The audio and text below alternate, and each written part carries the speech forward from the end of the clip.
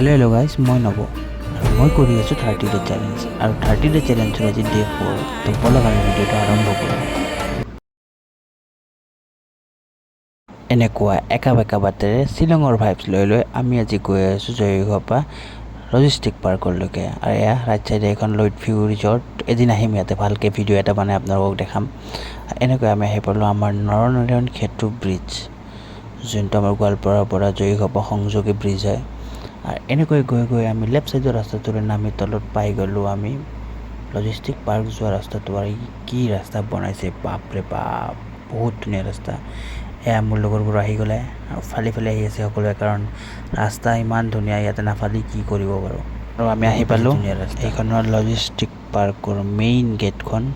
আপোনালোকে চাব পাৰিছে, বহুত ধুনীয়া বনাইছে। এয়া লিখা আছে ইয়াত লজিষ্টিক পাৰ্ক বুলি।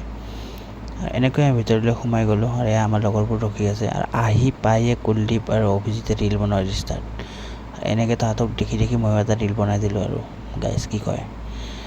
আৰু এনেকৈ আমাৰ লাইন আপ এনেকৈ ৰাখি দিছোঁ। আমাৰ কেইটামান শ্বুট আছিল, শ্বুটকেইটা কৰিবলৈ আমি ইয়াতে আহিছোঁ। আৰু এয়া মই অকণমান এটা ৰীল শ্বুট কৰি আছোঁ বঢ়িয়াকৈ।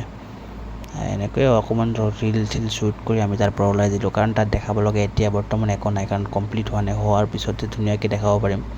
চ' এনেকৈ আমাৰ সন্ধিয়া লাগি গ'ল ওলাওঁতে ইয়াৰ পৰা মোটামুটি আৰু আধা ঘণ্টাৰ ৰাস্তা আমাৰ।